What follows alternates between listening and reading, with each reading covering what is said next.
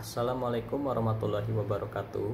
Pada kesempatan hari ini, saya Fairuz Rifki, mahasiswa Fakultas Psikologi Angkatan 2020 dari kelas PKN KJ 007, ingin mempresentasikan tentang integrasi nasional.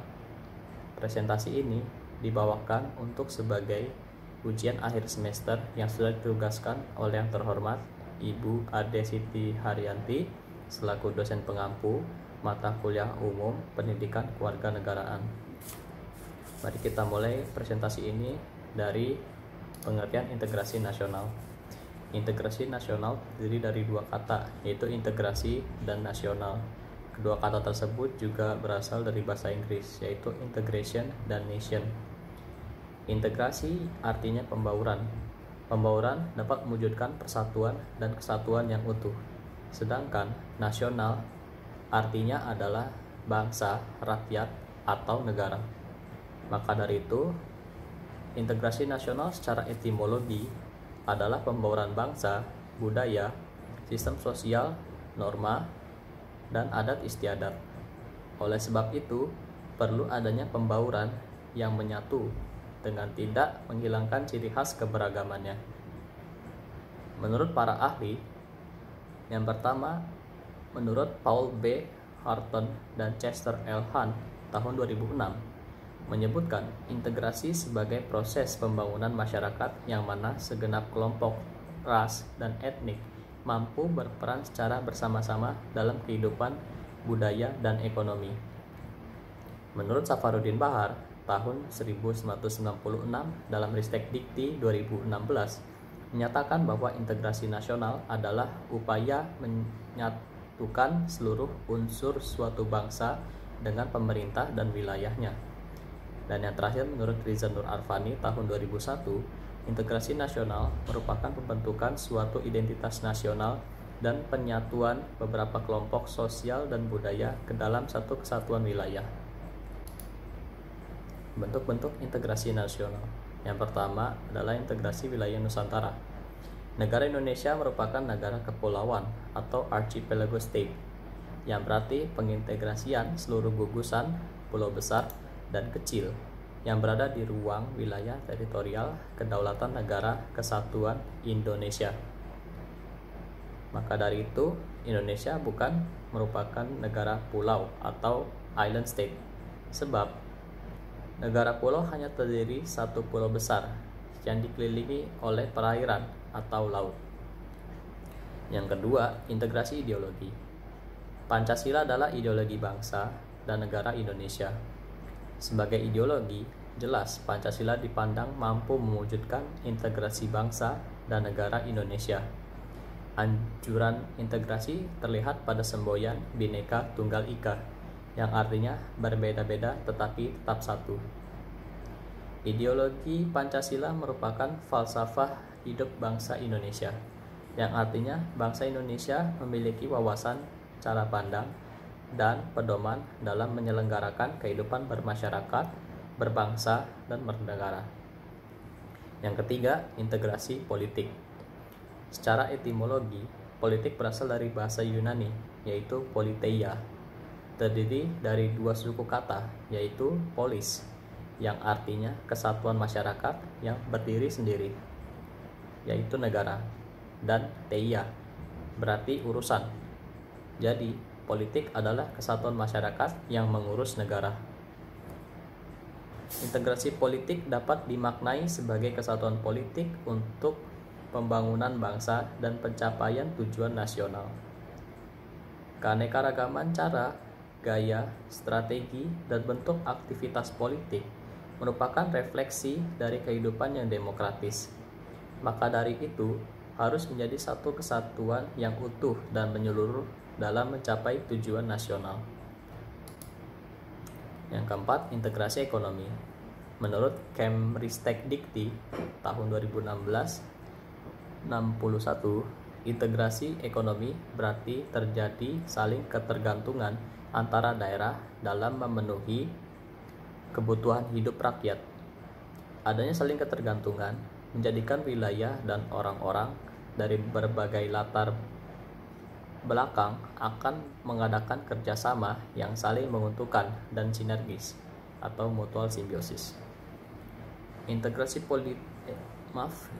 ekonomi di sisi lain adalah penghapusan atau pencabutan hambatan-hambatan antara daerah yang memungkinkan ketidaklancaran hubungan antara keduanya. Dalam skala nasional, integrasi nasional ekonomi perlu adanya payung hukum yang mengatur, melindungi, dan memperkuat perekonomian daerah yang sudah terhubung, supaya mampu bersaing dan berkompetisi dalam menghadapi pasar bebas dan dapat meningkatkan perekonomian nasional. Yang kelima, integrasi sosial budaya, yaitu kemampuan setiap etnis beradaptasi, menerima, dan bertoleransi atas eksistensi keanekaragaman suku bangsa, bahasa daerah atau lokal, adat istiadat, norma, kebiasaan, sistem sosial budaya yang berada di dalam ruang lingkup wilayah Nusantara Indonesia menjadi suatu kebersamaan yang kuat dan utuh. Integrasi sosial budaya, maka dari itu integrasi sosial budaya tidak ada yang boleh melakukan tindakan pecah belah terhadap bangsa dan negara Indonesia. Dan yang terakhir, integrasi pertahanan keamanan. Fungsi pertahanan memberikan jaminan eksistensi Negara Kesatuan Republik Indonesia agar tetap merdeka, berdaulat, dan bermartabat.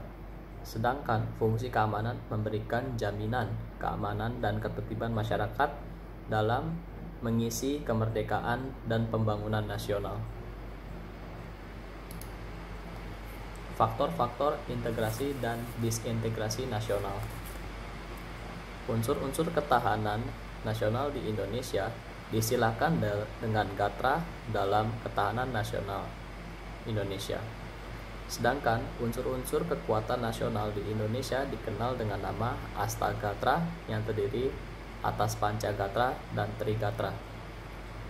Pancagatra meliputi ketahanan nasional yang mencakupi aspek ideologi, politik, ekonomi, sosial budaya, dan pertahanan keamanan, yang semua aspek tersebut dapat disingkat sebagai Ipolek Sosbudhankan. Dan sedangkan Trigatra mencakup 3. Yang pertama adalah posisi dan letak geografi Indonesia. Yang kedua, aspek keadaan dan kekayaan alam. Dan yang ketiga adalah keadaan dan kemampuan penduduk. Faktor integrasi nasional. Yang pertama adalah toleransi, yaitu rasa saling menghormati dan tenggang rasa. Selain itu, toleransi adalah sikap manusia untuk saling menghargai dan menghormati, baik antar individu atau kelompok. Sedangkan yang kedua adalah asimilasi, yaitu perkawinan atau pembauran campuran secara biologis ataupun Ipolek Sosbud. Asimilasi juga merupakan proses penggabungan dua kebudayaan berbeda menjadi suatu kebudayaan baru. Proses ini juga dapat diartikan sebagai suatu peleburan budaya dengan menghilangkan budaya asli menjadi suatu budaya baru yang dominan. Dan yang terakhir, solidaritas, yaitu sosial yang tinggi dan komunikasi antar personal yang sejuk.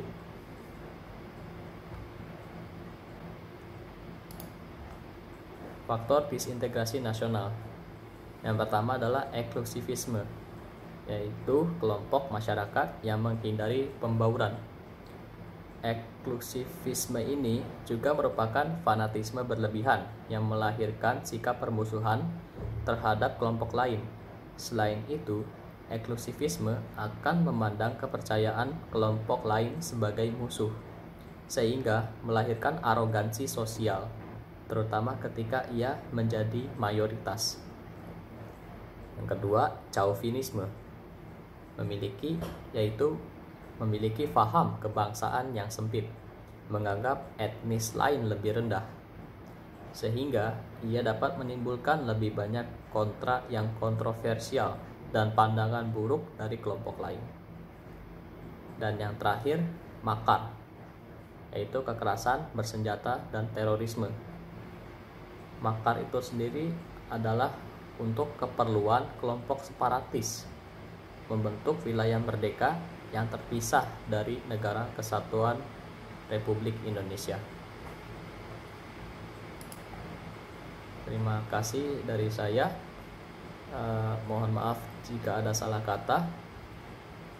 Terima kasih atas perhatiannya. Assalamualaikum warahmatullahi wabarakatuh.